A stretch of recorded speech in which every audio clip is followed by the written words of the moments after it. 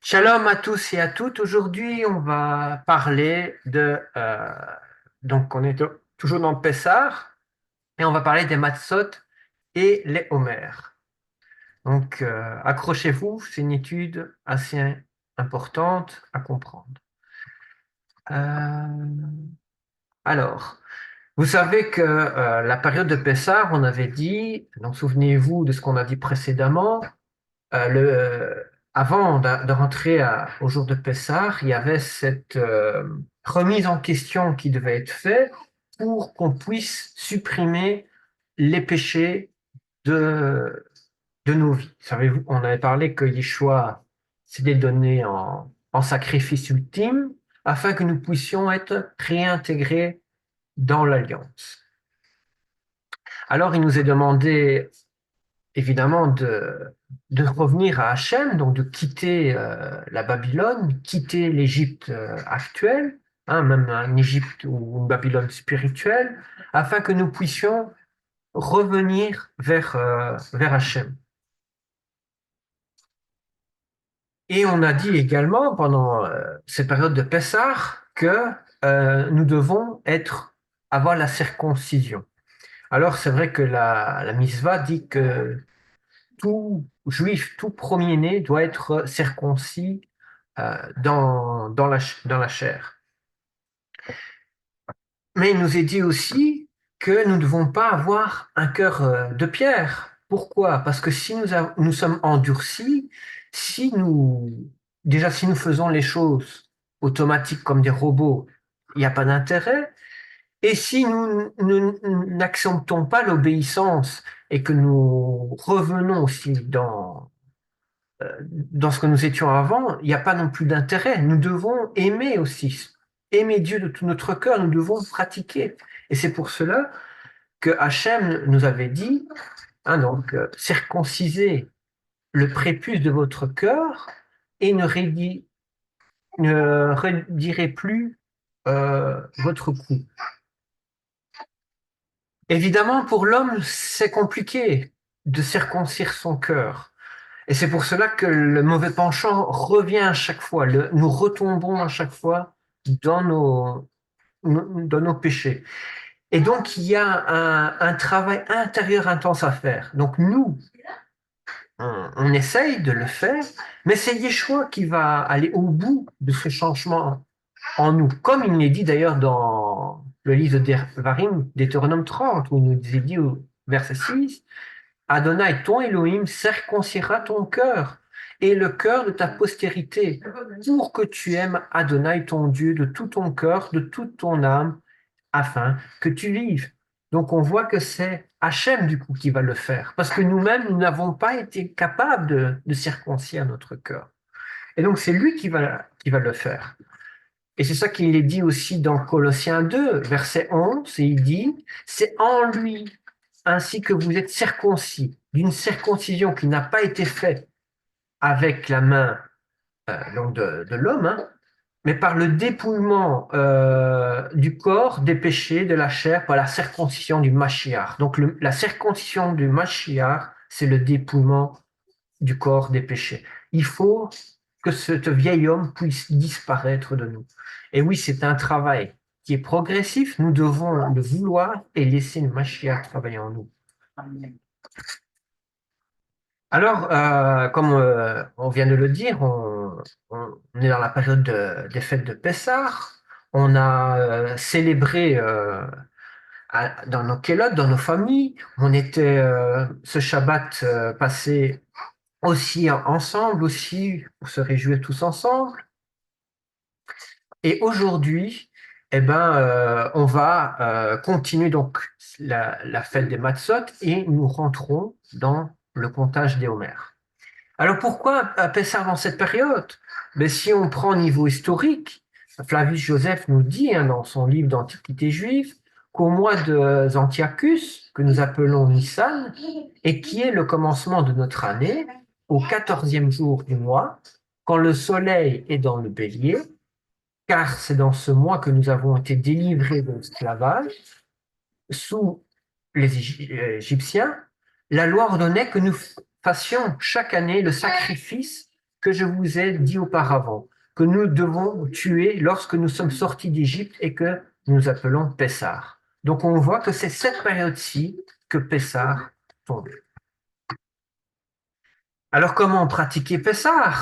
C'est vrai qu'à l'heure actuelle, les rabbins nous ont donné euh, nous ont transmis la tradition comme ça c'était relié au fur et à mesure des derniers siècles.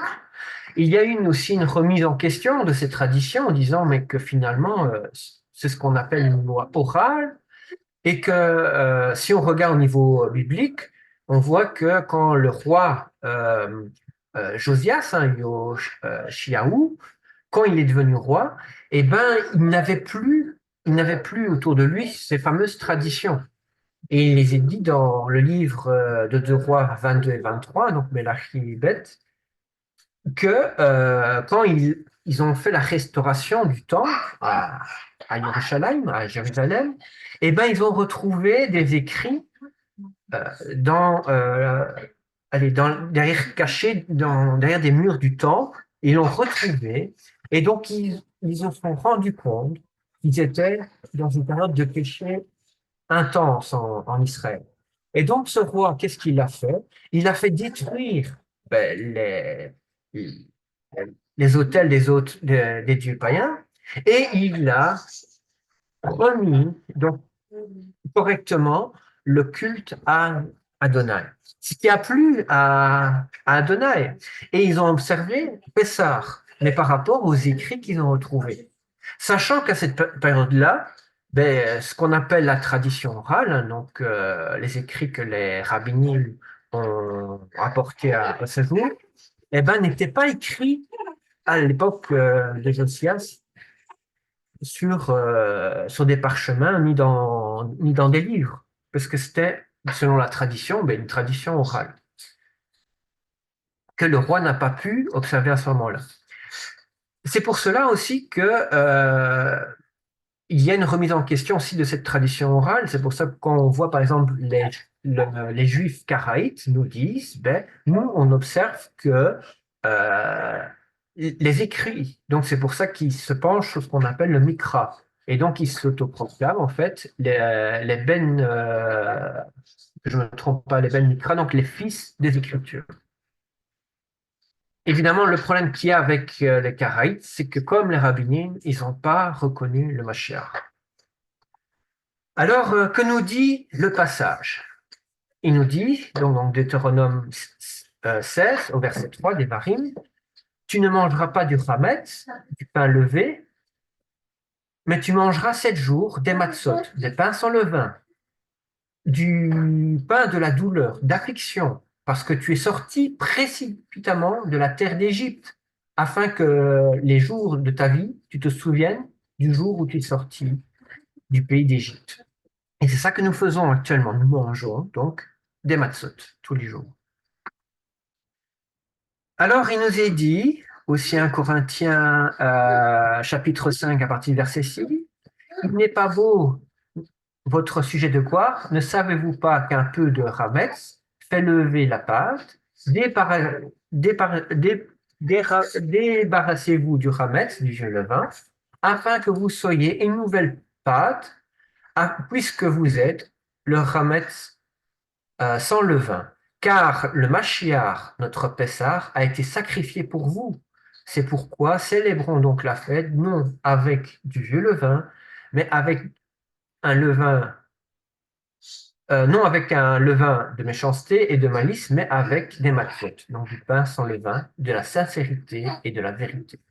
Et ça, je vous renvoie à l'étude qu'on avait fait la fois passée, sur l'étude de notre Pessah, notre Pâques, où on a parlé de ce sujet-là, où on voit justement qu'on a chassé le Hamet au niveau physique, au niveau aussi spirituel, et pourquoi Yeshua est notre Pessah.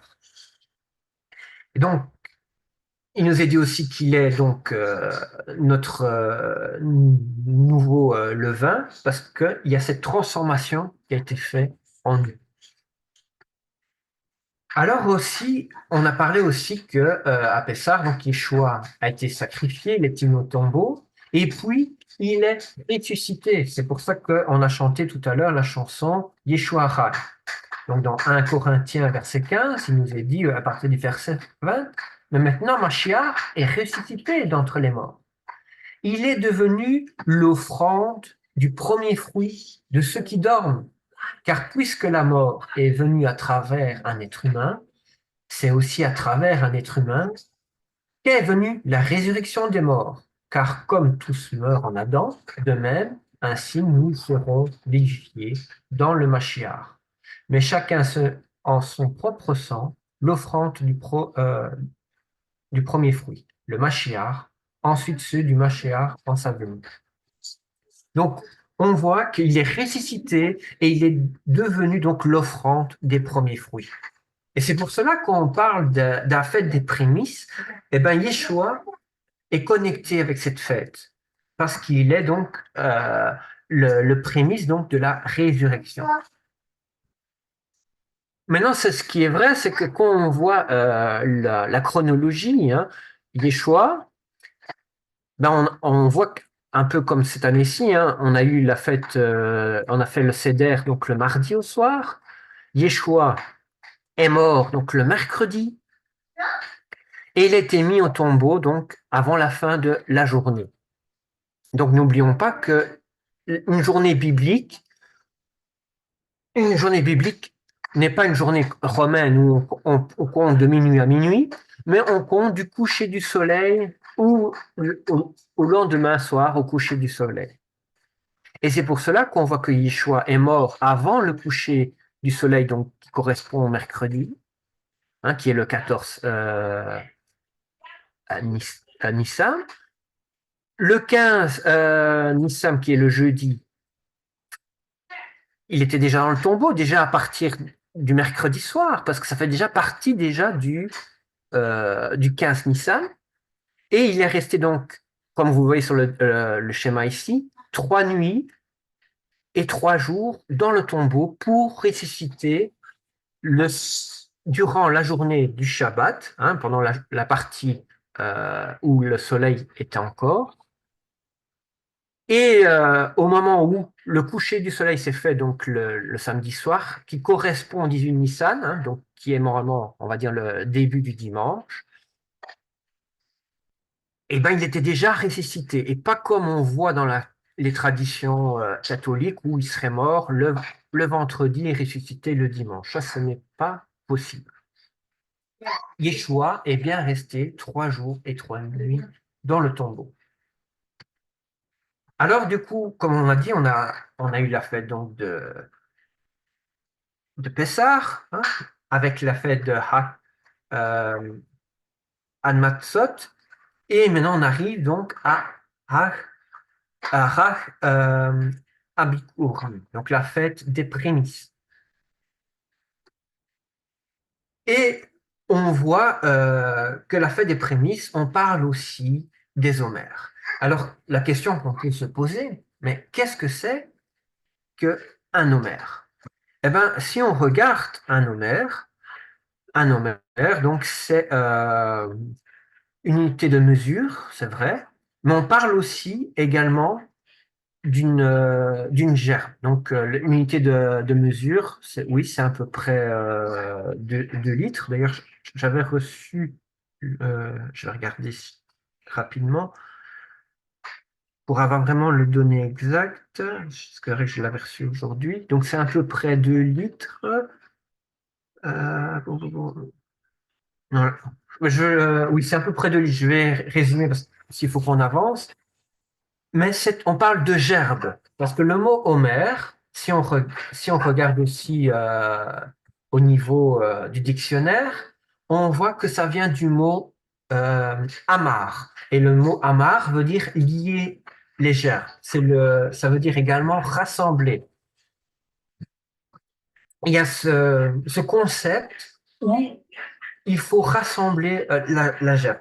C'est vrai que une autre définition d'amar, parce qu'il faut savoir que ça c'est le mot racine et que dans le mot racine, on traduit aussi ce mot par esclave, mais en fonction des déclinaisons des mots qui sont rattachés, eh ben, tel mot va apporter telle définition et telle définition. Mais pour le mot Homer, qui est tiré donc du mot Amar, la signification exacte pour nous, c'est rassembler, lier les gerbes.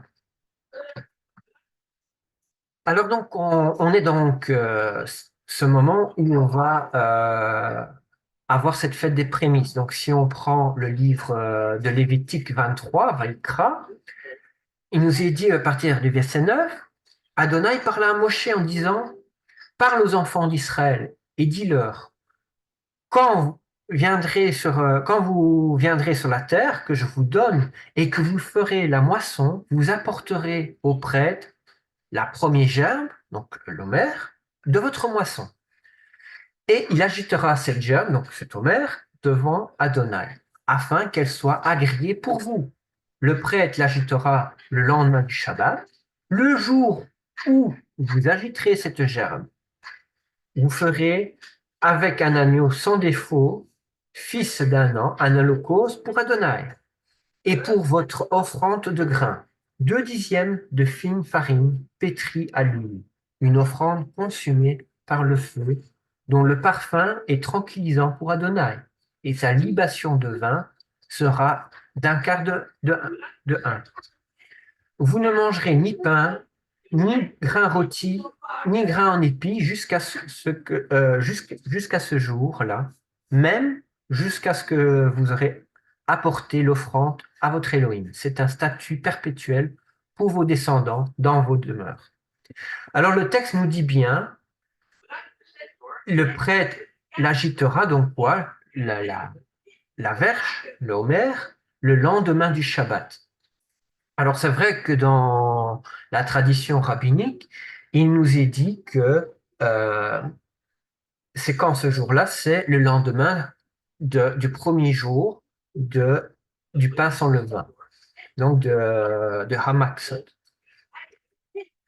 Et c'est pour cela que l'on retrouve dans la traduction en français du livre de Vaïkra, où c'est marqué le prêtre l'ajoutera le lendemain du jour de votre fête. C'est ça qui est marqué. Mais or, si on revient dans l'hébreu, c'est marqué le lendemain du Shabbat.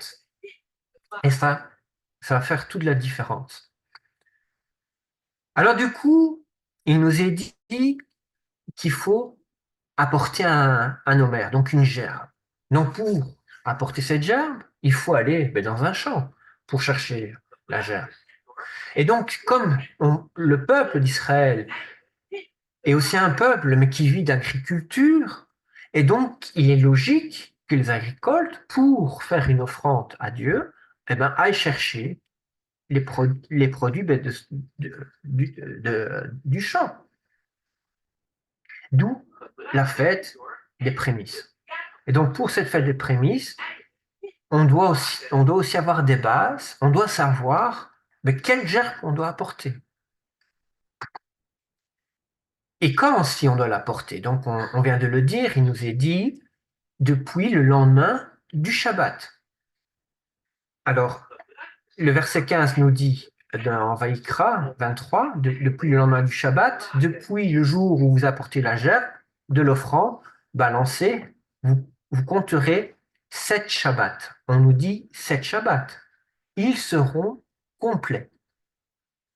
Donc ça veut dire quoi? Ça veut dire que si on compte le premier jour des Matzot, comme Shabbatot, ce qui est pas faux, c'est un jour chômé, c'est un jour où on va se présenter devant Hachem. Mais si vous comptez les Shabbats, vous allez voir qu'il y a un problème. On va revenir dessus. Donc accrochez-vous, on va revenir dessus. On reprend d'abord les versets, comme ça vous allez comprendre. Alors la fête de Shavuot, donc qui est en français Shavuot veut dire des semaines, ce qu'on traduit, euh, qu'on appelle aussi des Pentecôtes parce que c'est associé à 50 jours. Parce qu'il faut qu'on compte 50 jours. Alors, il nous est dit aussi dans Devarim, Deutéronome, chapitre 16, il nous est dit, tu compteras 7 semaines. Donc, rappelez-vous, cette semaine, c'est une semaine, c'est 7 jours. Cette semaine, donc on parle de 49 jours et plus on parle du lendemain. Donc tu commenceras à compter cette semaine dès que la fossile sera mise dans les blés. Puis, tu feras la fête des semaines à Adonai ton Elohim, en présentant l'offrande volontaire de la main que tu donneras selon Adonai ton Elohim t'aura béni. Et tu te réjouiras devant Adonai ton Elohim, toi, ton fils et ta fille, ton serviteur et ta servante, le Lévite qui sera dans tes portes, l'étranger, l'orphelin et la veuve qui sera au milieu de toi, dans le lieu que Adonai ton Elohim aura choisi pour faire habiter son nom. Et tu te souviendras que tu as été esclave en Égypte, et tu garderas et tu pratiqueras ses lois. Alors il nous est dit de compter cette semaine dès que la fossile sera dans les blés.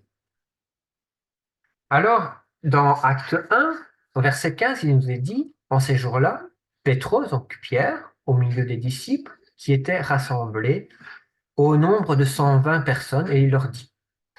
Alors, ce qui est important, c'est que les disciples étaient rassemblés à la fête de Shavuot. Mais la question est, ça tombe quand?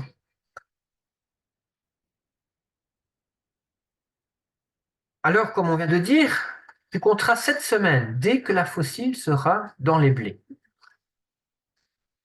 Alors, pourquoi je précise ce verset-là? Parce que certains, j'ai eu des discussions aussi avec des personnes sur les réseaux, et on m'a dit, écoute, moi je compte pas les homères. Moi, pour la fête de Shavuot, je regarde juste la maturation du blé. Et quand le blé est au stade de la maturation, eh ben, la fête de Shavuot pourra être prononcée. Mais je ne compte pas les homères. Et c'est vrai que si on voit ce verset-là, il nous dit qu'on parle bien de la fossile dans les blés. Mais il y a quand même un comptage, puisque le verset nous dit, tu compteras 7 semaines. Mais maintenant, est-ce qu'il faut compter le blé ou faut-il, comme beaucoup le disent, compter par rapport à l'orge? Parce que il faut savoir que c'est pas la même chose. Ici, vous avez sur l'écran donc les différents céréales, hein. On a le blé, on a le seigle, on a le millet, on a l'avoine, on a l'orge, on a le riz, on a le maïs. Et ce ne sont pas les mêmes blés. Est-ce que l'orge est-ce, et est-ce que le blé tombe au même stade, hein, donc pour la maturité, en même temps, ou est-ce que ce sont des stades différents? Alors, si on regarde, si on analyse le verset, le mot qui est utilisé pour le mot blé, c'est le mot kama. Et le mot kama, on le traduit par blé sur pied. Et ça vient du mot euh, kum, kum, qui veut dire en fait se lever, s'élever, se trouver, dresser, lever. Se maintenir aussi, on parle. Donc, il y a une notion qu'il y a quelque chose qui doit s'élever. Les traducteurs l'ont associé avec le blé.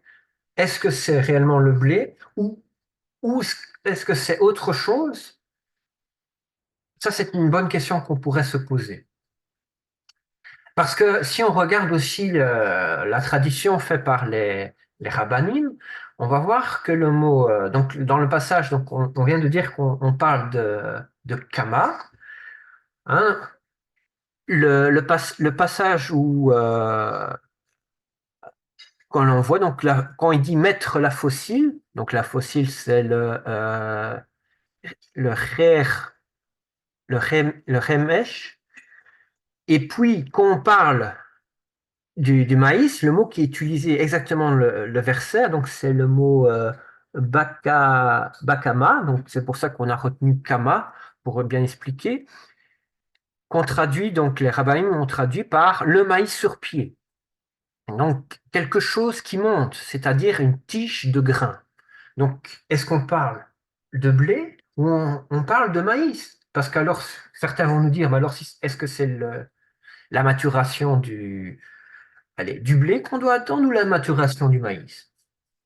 Rachid nous dit, commence à compter à partir du moment où tu commences à mettre la fossile sur le maïs, c'est-à-dire à partir du moment où l'omère a été coupé, à partir du 16e jour de Nissan, qui est Bacamar. le premier. Pardon? Bacamar. Bacamar, oui. C'est ça que j'avais dit? Bacamar. Maïs. Donc à partir du 16e jour de Nissan, qui est le premier produit à être récolté. Donc ça, on le voit, donc le commentaire qu'il a fait dans Sifré Devarim 136, 2 et 3 et Menachot 71a. Peut-être que je l'ai mal prononcé, excusez-moi, parce que c'est la lecture francophone. Et si on prend le Targum de Jonathan, il nous est dit, cette semaine euh, compte pour vous, à partir du moment où vous commencerez à mettre la fossile à la moisson des champs, après la moisson de l'Homère, vous commencez à compter cette semaine. Ici, on voit que Jonathan nous dit à partir seulement qu'on met la fossile à la moisson. Donc là, il nous dit même pas si c'est de l'orge, du maïs du, ou, du, ou du blé. Oui, ben, ce qui. Oui. Et évidemment, c'est l'interprétation-là qui est difficile. On parle de grain sur pied. Certaines traductions nous disent juste que c'est empilé, que c'est juste à partir du moment qu'il est debout. Ben, c'est quand il est mûr, j'imagine. Oui, et, euh, et même certaines traductions on regarde avec la technologie, ben, on traduit ce mot par, en fait, en se levant, en se dressant. Donc c'est quelque chose qui se lève, oui. Le mot pour blé dans les Écritures, c'est vrai, qui est utilisé, c'est le mot Rita. Rita, oui. Je réfléchis. Rita. Et qu'on utilise aussi dans le livre de Shemot, hein, donc d'Exode chapitre 34, où on voit qu'il nous est dit, on va lire le passage, et en récolte, tu te reposeras, et à la fête des semaines, tu observeras, à toi des prémices, récolte de blé et, et à la fête. Donc on voit que le mot de blé, donc, on vient de dire c'est Rita en français, mais c'est au singulier. Ici, dans le passage, dans le livre de Shemot, le mot qui est utilisé, c'est riptim, parce que c'est au pluriel. Hein, donc, riptim, qui veut dire donc le blé, la plante de la farine de blé, le froment. Donc, on voit que le mot que beaucoup pensent que c'est le blé, pour l'observation, c'est pas le mot blé, parce que le mot blé, c'est le mot riptim qui est utilisé dans la Torah. Et sans doute qu'il y avait plusieurs sortes de blé. Bon, Oui, c'est ça qu'on est en train de creuser. Alors du coup, dans Deutéronome 16.1, il nous dit, observe le mois des épis et célèbre la Pâque en l'honneur de l'Éternel ton Dieu, car c'est dans le mois des épis que l'Éternel ton Dieu t'a fait sortir pendant la nuit. Et ça, c'est un détail très important, parce que le mot épi, c'est le mot aviv. Donc on voit qu'on parle d'un stade de maturité aviv. Et quand on reprend le livre d'Exode, chapitre 9, verset 31, il nous est dit, donc ça c'est l'observation, c'est ce qui était constaté au moment où le peuple était en Égypte, il nous est dit, le lin et l'orge avaient été frappés, parce que l'orge était en épi, et c'était la floraison du lin. Alors on voit que l'orge se dit en hébreu chez Orim, au pluriel, oui. Et le mot aviv, donc, c'est le mot qu'on traduit par épi. Et on associe on associe toujours ce stade dans les Écritures, le stade aviv, avec l'orge. Donc on parle toujours, quand l'orge est au stade aviv, que c'est à partir de ce moment-là qu'il faut aller faire le comptage. Mais alors, du coup, ce qui est intéressant, c'est que Exode 9.32 nous dit, le froment et l'épeautre n'avaient point été frappés parce qu'ils sont tardifs. Et donc, le mot épeautre, qui est en fait en hébreu le mot C'est mer. koussémim, koussé, C'est oui, mer. koussé, C'est koussémé, mer. C'est mer. C'est marine. koussémé, koussémim. Et Et donc, tout ça va aller, hein. Et donc, on voit que c'est le mot qu'on utilise pour l'épeautre, et l'épeautre est une plante qui est semblable au blé. Donc, ce verset veut nous dire tout simplement qu'entre l'orge et l'épeautre, hein, qui est donc semblable au blé, il y a une différence par rapport au stade de l'évolution et avant qu'il soit un stade, au stade qui est appelé au stade à vivre. Alors, le blé et l'épeautre, ben, c'est des plantes qui sont plus ou moins identiques, hein, c'est pour ça ils sont classés tous les deux dans ce qu'on appelle la catégorie Triticum, hein. Oui. Et, Les pauvres et le blé du pauvre, comme on dit. ouais, et on voit que et finalement, si on recherche donc dans l'évolution, aller dans le classement et tout ça, on va voir que le blé et l'épeautre ben, sont tirés de la même racine. Et c'est pour cela que on associe généralement l'épeautre et le blé ensemble. Donc quand on parle d'épeautre, eh ben oui, on peut parler aussi de blé. C'est pas tout à fait la même chose, mais c'est presque la même chose. Donc vous voyez un petit peu sur l'écran, un petit peu les différentes sortes, mais on va pas tout expliquer parce que c'est pas le but de ce soir, mais comme ça vous avez l'idée globale. Et donc c'est pour cela aussi que donc on dit oui, on associe la fête de Pessah à cette période, on a parlé tout à l'heure. On a dit que l'orge est venu en maturation au moment où le peuple a quitté l'Égypte. Et donc si on reprend, on avait étudié ensemble le calendrier égyptien. Donc, si on prend le calendrier égyptien, eh ben, on va voir que l'orge allait venir à maturité en 4 mois environ et pouvait donc être récolté au début de Shemou. Shemou, c'est la période de la chaleur et qui est donc aussi la période des récoltes pour les Égyptiens. Et ça tombait en fait au mois de Pachon ou Parcon. Je ne sais pas comment le traduire parce que ça peut varier et malheureusement la prononciation égyptienne, je ne l'ai pas. Mais on voit que c'est pendant cette période-là, ce mois-là, hein, qui correspond vers fin février-mars, la période février-mars, que l'orge était donc à maturité. Et on voit aussi que cette maturité pouvait, en fonction de quand l'orge était plantée, il pouvait même aller jusqu'au mois de Païni. Et on voit que le blé, lui, en revanche, il fallait presque un mois supplémentaire pour pour qu'il puisse être aussi arrivé au stade de maturité. Et c'est ça que les Écritures nous ont rapporté.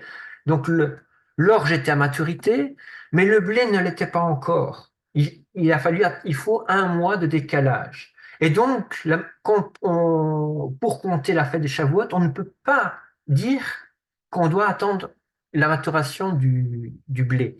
Ça doit être absolument la maturation de l'orge, sinon eh ben, la fête risque d'être célébrée allez, dans un temps qui n'est pas correct, qui n'est pas bon. Et les Égyptiens récoltaient par rapport à ce calendrier-là, les Égyptiens avaient un calendrier précis pour tout ce qui était les récoltes, parce que le problème, c'est que vous le voyez, entre la période de juin et la période d'octobre, c'était la période des inondations. Et donc, s'il y avait un retard pour les récoltes, eh ben, tout ce qui a été planté pouvait être perdu. Alors maintenant, le problème, c'est que vous allez me dire, maintenant on a un peu plus de précision, donc on sait que c'est la période de la maturisation de l'orge qui est nécessaire pour faire le calcul de Shavuot. Maintenant, c'est quel jour on va utiliser. Alors on peut le voir que selon le calcul rabbinique, eh ben, on va voir que le 14, ici on a l'exemple, hein, donc si le 14 pour le Seder, hein, tombe un lundi, donc on va voir que la fête des pains sans levain, hein, qui est un Shabbatot, un grand Shabbat, va tomber le 15, un mardi, un peu comme cette année-ci finalement.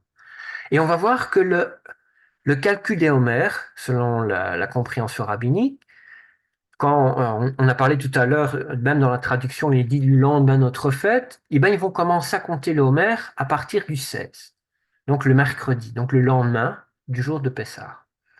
Mais ce qui va tomber pendant la période des Chag Hamasot. Et puis, vous allez voir donc en C, en vert, ben vous avez donc le Homer.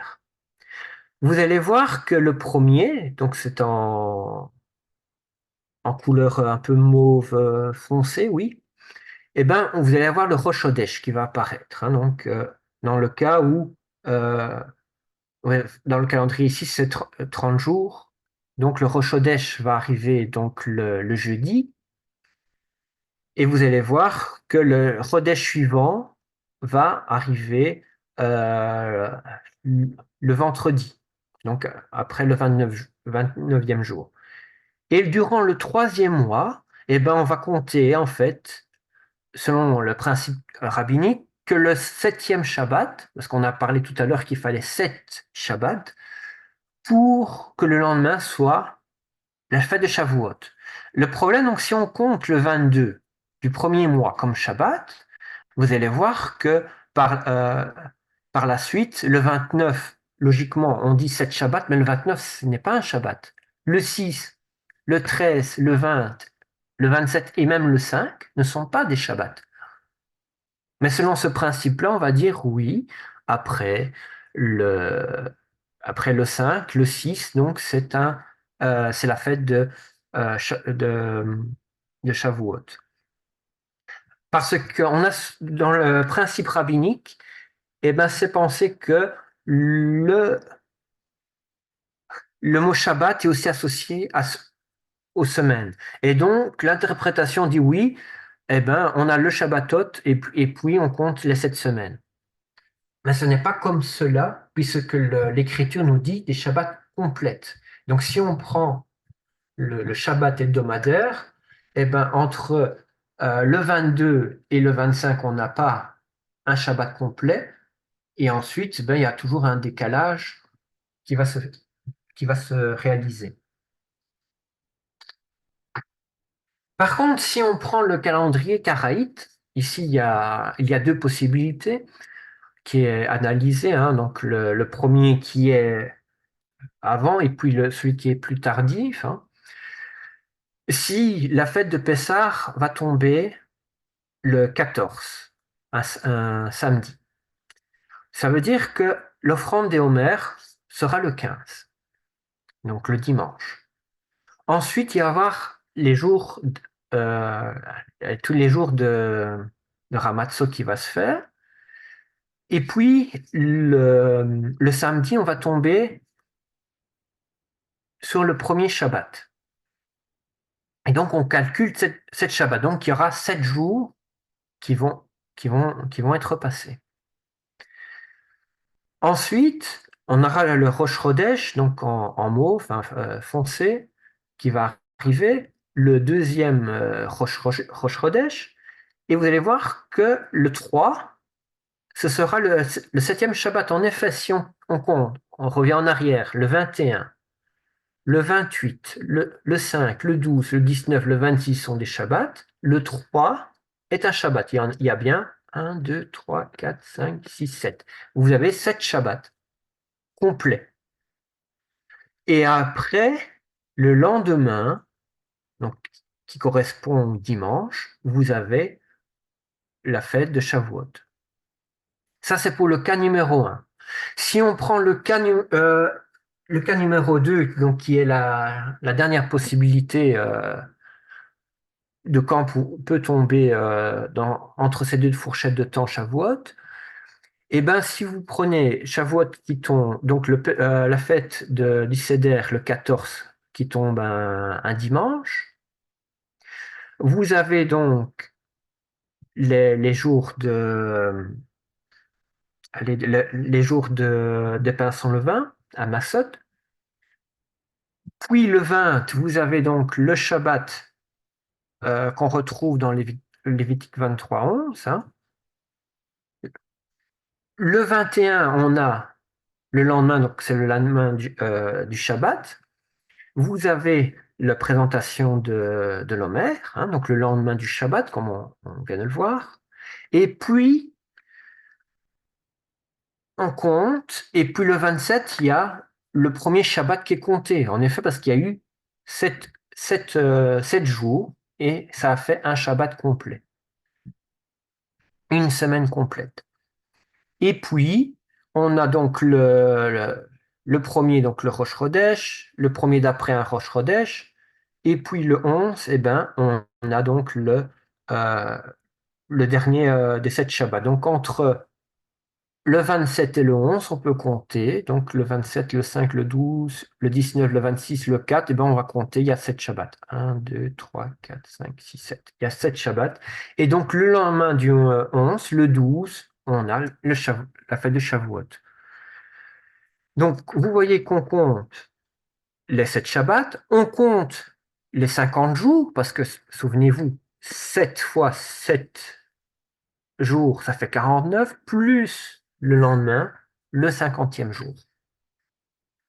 Et donc, on a donc la fête de Shavuot, la fête des semaines, qu'on appelle également en grec, hein, tiré du grec, la fête de la Pentecôte. Alors, si on regarde dans le calendrier des Esséniens, le calendrier des Esséniens, c'est un calendrier fixe, donc c'est un calendrier qui ne change pas au fur et à mesure des années. Ça reste toujours les mêmes dates. Donc, ça veut dire, selon l'interprétation essénienne, le Pessah tombe le 14e jour, pas pas le Pessah, mais le sacrifice de Pessah tombe le 14 du premier mois, qui est toujours, chaque année, un mardi. Le 15e, le 15, c'est la fête des Matzot, donc la fête des pains sans levain, pendant 7 jours. La fête, donc la tradition essénienne nous dit que pendant ces 7 jours-là, il ne peut pas tomber le premier jour des Homères. Il ne peut pas y avoir le sacrifice de l'orge. Donc, on attend que les 7 jours des pains sans levain soient passés. Donc, le dernier jour, donc, comme ça dure 7 jours, à partir du 15, donc ça fait 15, 16, 17, 18. Donc, ça finit donc le 21. Ensuite, il y a 5 jours qui sont vides parce qu'il nous est dit qu'il faut compter le lendemain du Shabbat. Donc le Shabbat qui est référence, c'est le Shabbat du 25. Le 26, c'est la fête des prémices. Et là, alors, on va commencer à compter les 7 fois 7 Shabbats. Donc ça veut dire que euh, le premier Shabbat, ce sera le 2, donc il y aura 7 jours qui sont passés, puis le 9, le 16, le 23, le 30, le 7, le 14, qui est le 7e Shabbat, et le lendemain, donc pour faire le 50e jour, on arrive au 15. Donc ça, c'est l'interprétation essénienne. Et le 15 tombe toujours le troisième mois. C'est toujours ce jour-là qu'est tombée la fête de Shavuot selon le calendrier essénien. Les Esséniens comptent comme cela, c'est un calendrier fixe. Pour la tradition essénienne, ça ne dérange pas puisque chaque jour est compté, hein. Donc, on va dire qu'il y a 6 jours de travail, un jour de repos. On compte les homères, même si ça reste fixe à fur et à mesure du temps. Mais c'est un calendrier qui est aussi beaucoup compté. Bon, ça, on en rappellera qu'on va étudier en profondeur le calendrier des Esséniens. Alors, ce qui est intéressant aussi avec le calendrier des Esséniens, c'est qu'ils ont aussi d'autres fêtes, mais qui utilisent aussi le comptage de 50 jours, donc de 7 fois 7 Shabbat. C'est la fête des prémices de la vigne et la prémisse de l'huile d'olive. Et donc, on peut voir que le troisième jour, donc si on compte à partir du moment où il y a eu la fête de Shavuot euh, qui s'est passée, cette fête-là va correspondre au premier jour du comptage. Pour arriver au cinquième mois, le troisième jour du mois, c'est le prémisse de la vigne selon le calendrier des Esséniens, qui n'est pas observé par les Karaïtes ni par les orthodoxes, je le précise, selon ce comptage-là. Et une fois qu'on est arrivé à ces jours de fête, qui correspond aussi au premier jour du comptage, et ben, si on compte 50 jours, hein, donc 7 fois 7 Shabbat le lendemain, on arrive à une fête qui est qui a été rapporté le prémisse de l'huile d'olive. Et puis, le même mois, il y a l'offrande du bois qui était aussi célébrée. Et donc, on voit que les Esséniens avaient 3 fois un système de 50 jours à compter. Donc, on voit que le principe de comptage a toujours été d'application, que ce soit chez les Karaïtes, chez les Esséniens et chez les rabbiniques. Alors, on voit aussi, en fonction du calendrier du roi David, c'est un calendrier qui est fort utilisé aussi à l'heure actuelle par plusieurs qui reviennent aux sources. Ici, dans le calendrier du roi David, on voit que c'est un calendrier qui est basé sur le soleil, hein, comme le calendrier des Esséniens. Mais la différence qu'il y a avec le calendrier du roi David et le calendrier des Esséniens, c'est que le principe de la fête de la présentation de l'orge, hein, de la fête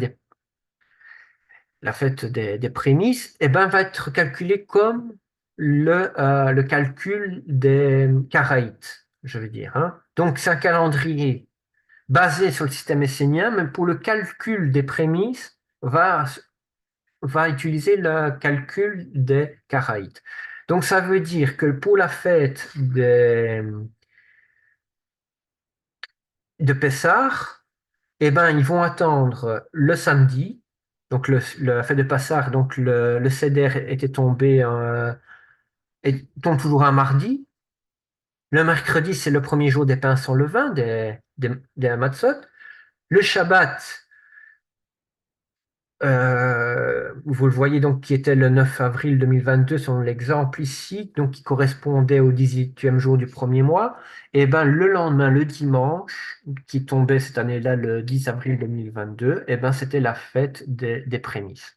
Et à partir de ce jour-là, il compte les 50 jours jusqu'à Shavuot. Donc ici, on peut le voir. Et du coup, cette année-là, donc en 2022, la fête de Shavuot était tombée le 8, le, le 8 du troisième mois qui correspondait au 29e mai et pas, comme le calcul essénien, le 5 juin. Donc ça, c'est aussi important de comprendre la différence qu'il y a selon les interprétations. Maintenant, ce qui est intéressant, ici, si on prend le livre de Actes, chapitre 20, au verset 6, il nous est dit, et nous, ayant levé l'ancre à Philippe, après les jours des pains sans levain, nous arrivâmes au bout de 5 jours après, auprès d'eux, à Troas. Et il nous y séjourna pendant 7 jours. Et le premier jour de la semaine, les disciples étaient assemblés pour rompre le pain. Paul, qui devait partir le lendemain, leur fit un discours qu'il l'étendit jusqu'à minuit. Alors, ce qui est intéressant dans ce passage-là, c'est qu'il nous dit ils se sont réunis pour rompre le pain, le premier jour de la semaine. Alors, ce passage-là ne nous dit pas que, du coup, qu'il fallait célébrer la commémoration de la mort de Yeshua chaque dimanche. Non, c'est pas ça. Ils ont juste partagé le pain. Mais ce qui est intéressant, que si on prend le calcul essénien, on voit que il nous est dit, après les 7 jours des pains sans levain, ils sont restés, ils sont arrivés 5 jours après à Troas, et ce qui correspondait en fait au premier jour de la semaine, donc au dimanche.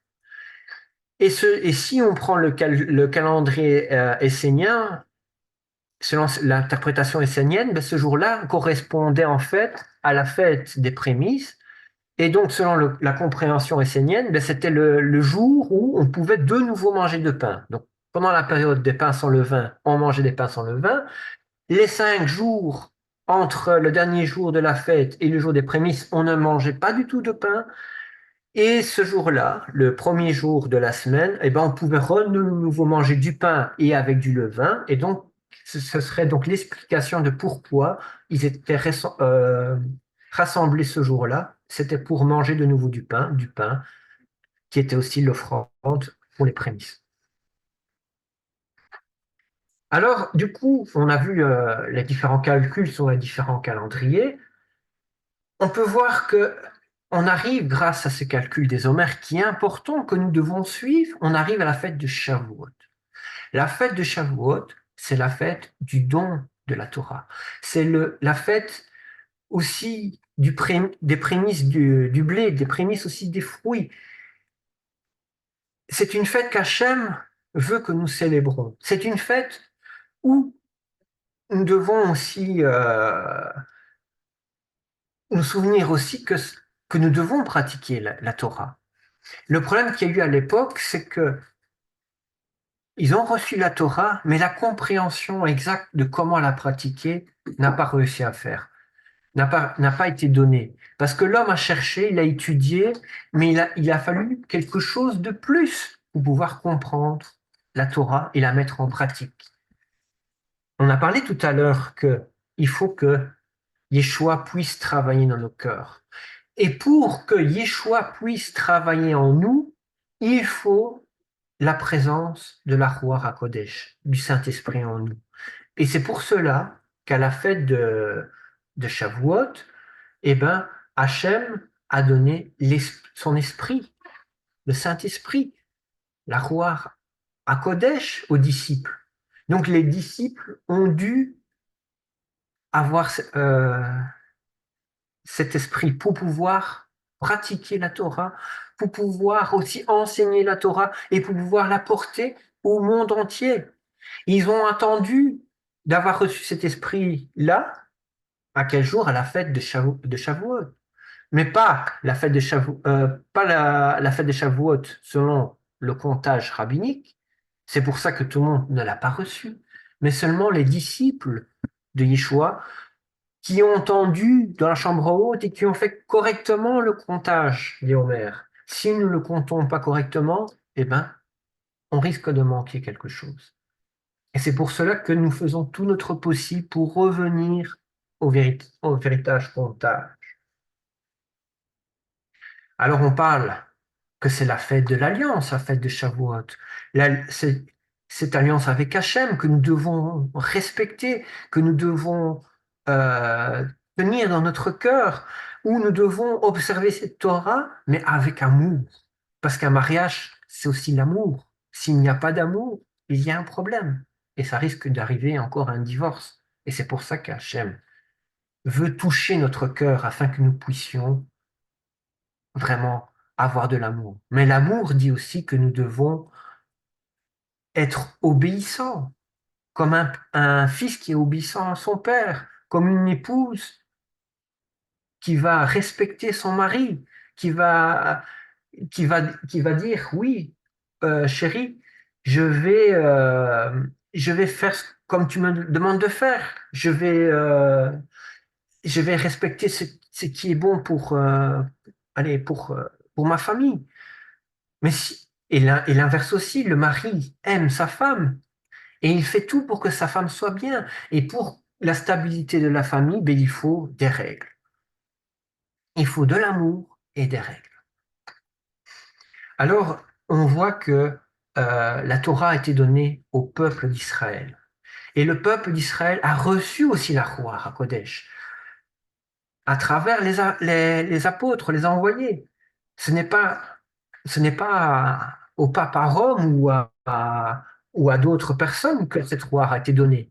On voit que c'est aux apôtres, on voit que c'est à cette nation d'Israël. Et Israël a l'obligation d'apporter la bonne nouvelle au monde entier. Et c'est ce qu'ont fait les apôtres. Ils ont été dans le monde entier apporter cette bonne nouvelle, afin que tout le monde puisse revenir à Hachem. On ne demande pas à toutes les nations de devenir Israël. Chacun doit conserver son identité. Mais le fait que le message est apporté dans le monde entier, ça va permettre aussi à tous les Juifs et tout le royaume tous les dispersés du royaume de Juda, de revenir aussi sur sa terre. Et la même chose aussi pour tout Éphraïm, de revenir sur cette terre, parce qu'il faut que le message puisse toucher le cœur aussi de tous les enfants d'Israël qui ont été déportés. Mais il est vrai aussi que tous les gens qui sont touchés et qui veulent revenir avec, puissent revenir avec. On parle d'Éphraïm, vous savez qu'on en a déjà parlé souvent. Éphraïm a été, euh, le royaume d'Éphraïm a été détruit à cause du manque de respect des commandements. Il y a eu cette lettre de divorce, mais Hachem a dit non, je vais les ressusciter. On va ressusciter la nation d'Éphraïm. Et donc, pour ressusciter cette nation d'Éphraïm, il faut que chaque Éphraïmite qui est dispersé dans toutes les nations et qu'on ne reconnaît plus de qui est Éphraïm et qui n'est pas, puisse être touché par la Bessara Tova, la bonne nouvelle, l'évangile, afin que Éphraïm puisse revenir sur cette terre et que toutes les nations puissent entendre la parole d'Hachem. La lecture du verset va être un peu long, mais je vous invite à lire donc cette résurrection de la maison d'Israël, d'Éphraïm, dans le chapitre de Ézéchiel 36 et 37. Et on parle aussi qu'Hachem va réunifier les deux royaumes, Éphraïm et Juda, pour qu'ils redeviennent plus qu'une seule nation. Et c'est à travers Yeshua, le Mashiach, que le mur de séparation entre les deux vont tomber, que Israël va pouvoir redevenir un. Et tous, et tous ceux qui avaient été déracinés vont pouvoir être réintégrés. Donc, tout le peuple qui était pécheur va être réintroduit. Ce n'est pas qu'il a été jeté, détruit dans la GN, qu'il est destiné à être détruit dans la GN, il a été enlevé un temps, mais il va être réintégré. Ça veut dire que tout le peuple d'Israël qui avait péché, qui a même refusé Yeshua, à un moment, il va être réintégré quand les écailles vont tomber, quand les yeux vont s'ouvrir, hein, comme on le voit aussi au moment où les frères de Yosef ont reconnu Joseph en Égypte. Parce qu'à un moment, ils avaient été aveuglés. Au moment où ils l'ont reconnu, les écailles sont tombées, ils ont accepté. Et bien, ça va être la même chose avec tous les enfants d'Israël. ils vont être réintégrés. Et c'est pour cela aussi, tous les gens des nations, vous ne pouvez pas vous vanter et dire que les enfants d'Israël sont destinés à être dans la GN, que nous sommes les remplaçants. Non, il n'y a pas de remplaçants. Le plan, c'est que tout le monde puisse être connecté à Hachem. Les enfants d'Israël à la mission sacerdotale. Les gens du monde entier ont besoin de sacrificateurs, de prêtres pour être en union avec Dieu. Et Israël est appelé à revenir à ça. Mais pour qu'Israël puisse revenir à sa tâche, à son travail, il faut que tout Israël puisse rentrer. Et c'est pour ça que toutes les nations sont appelées à travailler pour que tous les prêtres, tous les Kohanim puissent revenir à leur fonction. Et d'où aussi que tous les gens des nations, mais qui veulent maintenant s'accrocher aux enfants d'Israël, qui veulent devenir Israël, ils vont être greffés aussi à Israël. Et tous ceux qui n'avaient pas de peuple, tous ceux qui étaient égarés, tous ceux qui étaient perdus, eh ben, vont redevenir un peuple. Ils vont devenir un peuple avec tous les autres enfants d'Israël. Voilà. J'espère que vous avez compris un peu plus sur les contes des Homères. Nous, ici à Mishpara, vous savez, on a choisi d'observer le calendrier karaïte. Je ne vous dis pas que le calendrier karaïte est le meilleur, mais c'est le calendrier que nous avons choisi d'observer parce que déjà, nous avons constaté que le calendrier des Homères, le calcul pardon, des Homères est plus correct que le calendrier rabbinique, ce qui est vrai. Il est vrai aussi que le comptage des Homères selon je vais dire, le système essénien est tout à fait correct également, mais il y a des discussions par rapport à quand commence la nouvelle année et aussi par rapport à quand commencent les nouveaux mois. Et ça, je vous invite à venir pendant les études du calendrier qui vont être repris cette semaine-ci, ce mercredi, où on va parler encore des différents calendriers et comme ça, vous allez pouvoir comprendre les différences. Mais nous, actuellement, parce qu'on doit choisir un calendrier, on a choisi pour avoir tous des fêtes en commun. Donc, quand nous faisons nos réunions ensemble, pour que nous avons un moment euh, commun pour célébrer. Et nous avons choisi Karaïte parce que c'est un comptage des Homères qui est plus correct que le rabbinique. Donc, je vous remercie pour votre attention. Je ne sais pas s'il y a des questions. Donc, c'est à vous.